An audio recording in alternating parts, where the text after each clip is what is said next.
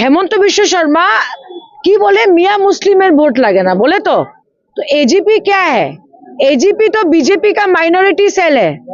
अगर बीजेपी को मियां मुस्लिम का वोट नहीं चाहिए तो एजीपी को फील्ड से हटाइए ना। एजीपी को क्यों टिकट दे रहे हैं मुस्लिम एरिया में? क्योंकि हेमंत विश्व शर्मा मियां मुस्लिम का वोट लेगा और एजीपी के माध्यम से लेगा। समझ गया ना? तो हेमंत विश्व शर्मा का मियां मुस्लिम वोट चाहिए। पता नहीं कांग्रेस ये बात बोलता क्यों नहीं है, मैं तो बोल रही हूं। आज ममता दीदी क्या चाहते हैं? यूनाइटेड असम, हिंदू मुस्लिम गार्डन ट्राइबल एससी एसटी सब लोग एक साथ रहना है। और चीफ मिनिस्टर को मैं बोलूंगी, फिर से बोल रही हूँ, आप इतना गाली देते हैं मियां मुस्लिम को। अगर आपको मियां मुस्लिम का वोट नहीं चाहिए तो एजीपी का ऑफिस बंद कराइए। एजीपी का ऑफिस बंद कराइए। आप एजीपी का हाथ पकड़ के बैकडोर से मुसलमान वोट हेमंत विश्व शर्मा लेता है। इसका ये बच्चा भी जानता है। तो क्या लंबा लंबा भाषण दे रहा है हिंदुओं को? सब हिंदुओं को बेवकूफ बना रहे हैं हेमंत विश्व शर्मा। चलाइएगा इस न्यूज को। सर्वभारतीय तृणमूल कांग्रेसের আজকে কর্মী সভা ছিল। हम लोग आसाम में 2026 में कैंडिडेट देंगे। আমরা ধুবড়ীতেও ক্যান্ডিডেট দিব। আমি খুব খুশি, আমাদের প্রেসিডেন্ট ভালো কাজ করেছেন। আজকে বুথ কমিটির মিটিং ছিল, ব্লক কমিটির মিটিং ছিল। देखिए हेमंत विश्व शर्मा जी जो ये 1200 रुपए 8000 रुपए दे रहा है, हाँ तो महिलाओं को तो समझाना है कि बीजेपी गवर्नमेंट 5 साल सबका खून पिया कि नहीं? पेट्रोल का प्राइस क्या है, डीजल का प्राइस क्या है, आज दवाई का क्या प्राइस है, आज गैस सिलेंडर 1000 रुपए है। तो 10 साल खून चूसने के बाद अभी 1200 रुपए देने का क्या मतलब है भाई? 10 বছর গরিব মানুষের খুন চুষে খেলো বিজেপি, এখন 1200 টাকা আর 8000 টাকা। লাহে লাহে এটা কৈ নাম ওলাই আছে। কাৰণ বিজেপিৰ কাৰণে আটাইতকৈ ডাঙৰ যদি এইটো কি থ্ৰেট আছিলে, মানে ভয় আছিলে, সেইটো হৈ গ'ল জুবিন গাৰ্গ।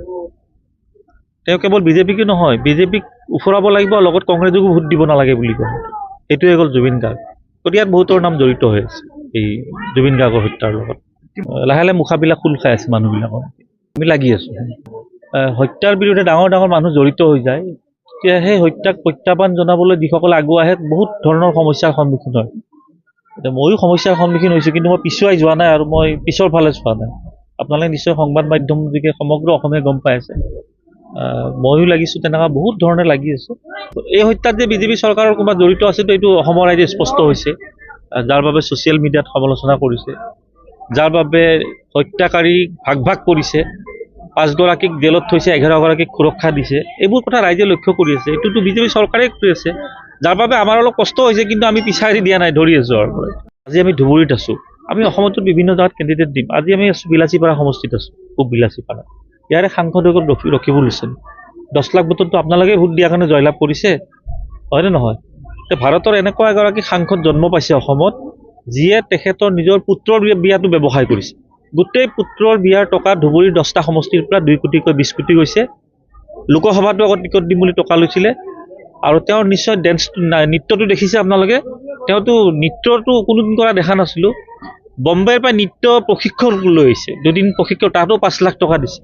গতিকে এনেকুৱা ধুৰন্ধৰ মানুহগৰাকীক ধুবুৰী ৰাইজে যেনে 10 লাখ ভোটত জয়ী কৰাইছিলে, এবাৰ অহাবাৰ আজি আহি থাকোঁতে কৈছে 10 লাখৰ বোলে চেণ্ডেলৰ মালা ৰেডি কৰিছে তেখেতক।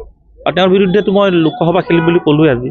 তেওঁলোকেও মোক কৈছে যে ধুবুৰী মানুহক ৰকিবুল নিচিনা ধুৰন্ধৰে ঠগাই আছে, ইয়াত মানুহ বিপদত পৰিছে আৰু তেওঁ নাচি আছে। পুত্ৰৰ বিয়াত ব্যৱসায় কৰিছে, 10টা সমষ্টিৰ প্ৰায় 2 কোটিকৈ 20 কোটি টকা উঠাইছে, তাৰে 10 কোটি টকা পকেটত ভৰাইছে, 10 কোটি টকাৰ ৰাজকীয় বিয়া পাতি সকলোকে মাতিছে। গতিকে এনেকুৱা নেতাক, ধুৰন্ধৰ নেতাক ধুবুৰীবাসী ৰাইজে উচ্ছেদ কৰিবই আৰু। তাৰে আপোনালোকে লোকসভালৈ ৰখিব নালাগে, এই বিধানসভাত তেওঁ ধৰি লওক সাংসদ হৈ আছেতো, 90-80% চিট বিধায়ক হাৰিব ইয়াতে কংগ্ৰেছৰ। লোকসভাত এটা কিস্তি ল'লেই 1 কোটি 2 কোটিকৈ ল'লেই, 1 বছৰ আগৰে কথা ক'লোতো। এতিয়া বিধানসভা আহিছে, আৰু আটাইতকৈ ডাঙৰ কথা, বিধানসভা এজনৰ পৰা লোৱা নাই। ইয়াতে বোলে কোনোবা অমৃত বাচ্চা আছে, তাৰ পৰা 3 কোটি লৈছে, আৰু কোনোবা 2 গৰাকী আছে বোলে, পত্নীও বোলে টকা লোৱা আৰম্ভ কৰিছে।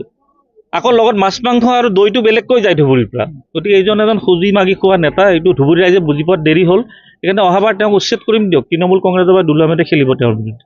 তে দম্ভালি মাৰে ভাৰতবৰ্ষত যায় তেওঁ বোলে 10 লাখত জয়লাভ কৰিছে। ৰাহুল গান্ধী ভাবে ডাঙৰ লিডাৰ, কিন্তু পুত্ৰ যে 26,000 ভোটত হাৰিছে নিজৰ সমষ্টিত আৰু ৰাস্তাত যে গৰু পিটন দিছে, কংগ্ৰেছ কৰ্মীয়ে দিছে, বিজেপিয়ে মাৰা নাই, এনেই বিজেপিৰ কথা কৈ থাকে। সেইবোৰ কংগ্ৰেছ কৰ্মী হয়, সেইকাৰণে মুখত কলা কাপোৰ লগাই লৈছে। বিজেপিয়ে যদি মাৰিলে হয় কি কলা কাপোৰ লৈ হয়, মুকলিকৈ মাৰিলে হয়। সেইবোৰ কংগ্ৰেছ কৰ্মীয়ে আক্ৰমণ কৰিছে আৰু ধুবুৰীটো খেদিছে। এবাৰ ধুবুৰীত আৰু গৰু পিটন খাব ৰখিব লৈছে। কংগ্ৰেছেই মাৰিব, কোনো ইয়াত বিজেপি ইউডিএফে নামাৰে, কংগ্ৰেছেই মাৰিব তেখেতক, কাৰণ টিকটৰ বেপাৰ কৰিছে। আকৌ কৈছোঁ, ভাৰতৰ এজন এনেকুৱা ৰাজনীতিক যোনে পুত্ৰৰ বিয়াৰ নামতো ব্যৱসায় কৰিছে, 10 কোটি পকেটত ভৰাইছে, 10 কোটি দি বিয়া পাতিছে। এনেকুৱা ভিক্ষাৰী বিয়া আমাক নালাগে। দেখিবলৈ পাইছে যে ৰকিবুল হুছেইনে এতিয়া ঘৰে ঘৰে গৈ মানুহৰ টিউবৱেলৰ যিটো বৰিং কৰে সেই কামো কৰে। তেওঁ সেইটোৰে যোগ্য, তেখেতৰ পিতৃ চিতৃ চব সেইবিলাক কামত জড়িত। ঠাট্টা কৰিব নাপায়, যিসকলে টিউবৱেলৰ কাম কৰে তেখেতসকলক আমি সন্মান কৰোঁ, কিন্তু এওঁতো এটা ভণ্ড। তেওঁ এইবিলাক কাম কৰি ডাঙৰ নেতা হৈছে, খুজি মাগি খাইছে, বিল নিদিয়ে, সমষ্টিৰ পইচা দি বিয়া পাতিছে, পুত্ৰৰ বিয়াত ব্যৱসায় কৰিছে। আকৌ কৈছে 10টা সমষ্টিৰ পৰা 20 কোটি উঠাইছে, লোকসভাতো উঠাইছে, এতিয়া পত্নীও পইচা লোৱা আৰম্ভ কৰিছে। মানুহৰ বিয়া পাতিলে ধাৰ হয়, লোন হয়, ধাৰ হয়, কাৰোবাৰ পৰা দিব লগা থাকে, পেণ্ডেলৰ পেমেণ্ট দিব লাগে। এওঁতো 10 কোটি পকেটত ভৰাইছে। আৰু আটাইতকৈ হাঁহি উঠিছে, মই আকৌ কৈছোঁ আপোনালোকে খবৰ ল'ব, এই গোবিন্দাক নৃত্য শিকোৱা যিগৰাকী পুৰণা এগৰাকী নৃত্য প্ৰশিক্ষক আছে, 5 লাখ টকাত লৈ আহিছে। আৰু সেই ষ্টেজত যে নাচি আছিলে, ফটো দেখাইছিল, অলপ ভাইৰেল হৈছে চবত। এইবিলাক নৃত্য প্ৰশিক্ষক, এতিয়া ধুবুৰী ৰাইজে বুজি পাইছে আৰু কি ক'ব। আকৌ মই কৈছোঁ, 10 লাখ ভোটত জয়ী কৰা ৰকিবুল হুছেইন 10 লাখৰ চেণ্ডেলৰ মালা পিন্ধিব সাজু হওক 29 লৈ, আৰু তাৰ আৰম্ভণি হ'ব এই বিধানসভাৰ পাছ।